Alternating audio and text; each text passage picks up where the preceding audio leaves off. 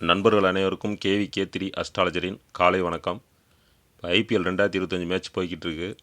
ஆனால் எல்லா மேட்சும் என்னால் பதிவு பண்ண முடியல. அப்படின்னாலும் ஒரு 13 மேட்ச்சு பதிவு பண்ணியிருந்தேன். அந்த 13 மேட்ச்சில் ஒரு 2 மேட்ச்சு க்ளோஸாக போய் ரிசல்ட்டு சேஞ்ச் ஆயிடுச்சு.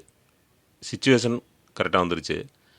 பிளேயர்ஸு நான் ஆரம்பத்திலே சொன்ன மாதிரி தான் 50% மட்டும் எடுத்துக்கிறங்க பிளேயர்ஸை பொறுத்த வரைக்கும் அப்படின்னு. ஏன்னா இங்கே காலசர்ப்ப தோஷ அமைப்பில் வந்துருச்சு கிரகங்கள். ராகு கேதுக்குள்ள எல்லா கிரகங்களும் போய் அடவிட்டு போச்சு. அது மட்டும் இல்லாமல் இது ஜோதிட ரீதியாக கிரக யுத்தம் அப்படின்னு சொல்லுவோம். இந்த பாவ கிரகங்கள்லாம் ஒன்று சேர்ந்து ஒரு இடத்துல இருக்கும்போது வலுவாய்க்கிறோம். அவங்களுக்குள்ள பிரச்சனைகள் வர்ற மாதிரியான ஒரு அமைப்பு இது ஜோதிட கணிப்பு. அது மாதிரி தான் நம்ம மேட்ச் ரிசல்ட்டு அவங்களுடைய ஜாதப்படி பார்க்கும்போது நிறைய வித்தியாசம் வருது. இப்போ லாஸ்ட்டாக நான் சொன்ன ரிசல்ட்டு 23-24 சொன்ன அளவு கூட இதில் என்னால் சொல்ல முடியலை. இது எல்லாம் கிரகங்களுடைய அமைப்பு. ஸோ நம்ம அதை போய் ஆராய்ச்சி பண்ணி பார்க்கும்போது நமக்கும் குழப்படி வருது. இது எல்லாமே கிரகங்களுடைய அமைப்பு தான். இருந்தாலும் என்னால் முடிஞ்ச அளவுக்கு நான் தர்றேன். இது ஒன்றும் பெரிய விஷயம் இல்லை, கணிச்சிடலாம். ஆனால் எனக்கு நேரம் இல்லை. இப்போ ஒவ்வொரு மேட்சும் ரிசல்ட் ஃபெயிலியர் ஆயிடுச்சுன்னா அதுக்கப்புறம் ஒரு 1 ஹவர் 2 ஹவர் உட்காந்து பார்ப்பேன் எதனால் ஃபெயிலியர் ஆயிடுச்சு அப்படின்னு சொல்லிட்டு. திரும்ப அந்த இது வரும்போது அதே மாதிரி சிச்சுவேஷன் வரும்போது கரெக்டுன்னு எடுத்துடலாம். ஆனால் இப்போ நிலவரம் அப்படி இல்லை, வேறு மாதிரி போய்கிட்டு இருக்குது. அதாவது நல்லா வின் பண்ணுற மாதிரி லாஸ் ஆகிற அந்த மாதிரியும் போய்கிட்டு இருக்குது.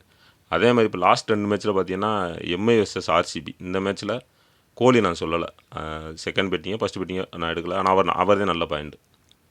அதே மாதிரி இப்போ சிஎஸ்கே மேட்ச்சு இப்போ நடந்த 22ஆம் மேட்ச்சு சிஎஸ்கே பிபிகேஎஸ். இதில் பார்த்தீங்கன்னா ஒரு பிளேயர் அவர் நான் எதிர்பார்க்கவே இல்லை. ஆனால் மேட்ச் சிச்சுவேஷன் கரெக்டாக போச்சு. நீங்கள் மேட்ச் பார்த்துருப்பீங்க. அது 88 ரன்னுக்கே 5 விக்கெட்டை நம்ம விழுந்துருச்சு. அப்போ அதோட மேட்ச் முடிஞ்சு அப்படின்னு நினச்சிக்கிட்டு இருக்கும்போது அந்த ஒருத்தர் மட்டும் நின்று நல்ல ஸ்கோர் எடுத்துகிட்டு போயிட்டார். அப்போ அவருடைய டேட்டா நம்மள்கிட்ட கிடையாது. அப்போ புதுசாக பிளேயர்ஸ் நம்ம இனிமேல் அதை எடுக்கணும், அதுக்கான நேரமும் இல்லை. அப்படிங்கிறதுனால இப்போ 13 மேட்ச்சில் 11 மேட்ச் கரெக்டாக வந்துருச்சு. இப்போ 2 மேட்ச்சு ஃபெயிலியர் ஆயிடுச்சு ரிசல்ட் மட்டும். ஏன்னா மேட்ச் க்ளோஸாக தான் போச்சு. இப்போ அந்த மேட்ச்சுமே ஆர்சிபி வர்சஸ் மும்பை மேட்ச் க்ளோஸாக தான் போகும் அப்படின்னு சொல்லியிருந்தேன். பழைய சப்ஸ்கிரைபருக்கு தெரியும் மேட்ச் க்ளோஸாக போச்சுன்னா ரிசல்ட் எப்படி வேணால் மாறும் அப்படின்ட்டு. எல்லாமே இந்த 10 ரன்னு 12 ரன்னு அப்படி வித்தியாசத்தில் தான் லாஸ் ஆகுது.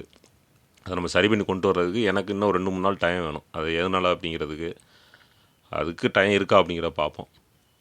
இப்போ பார்த்தீங்கன்னா 25ஆம் மேட்ச் சிஎஸ்கே வெர்சஸ் கேகேஆர். இந்த மேட்ச் பார்த்தீங்கன்னா ரொம்ப கேப்டன் 2 பேருக்குமே சமமான அமைப்பில் போய்கிட்டு இருக்குது. ஒருவேளை இந்த சூழ்நிலையில் கேப்டன் சேஞ்சஸ் எதுவும் வருமா அப்படிங்கிறது தெரியலை. ஏன்னா அப்படி ஒரு அமைப்புலையும் இருக்குது. ஒருவேளை சிஎஸ்கேயில் கேப்டன் சேஞ்சஸ் வருதா இல்லை கேகேஆரில் கேப்டன் சேஞ்சஸ்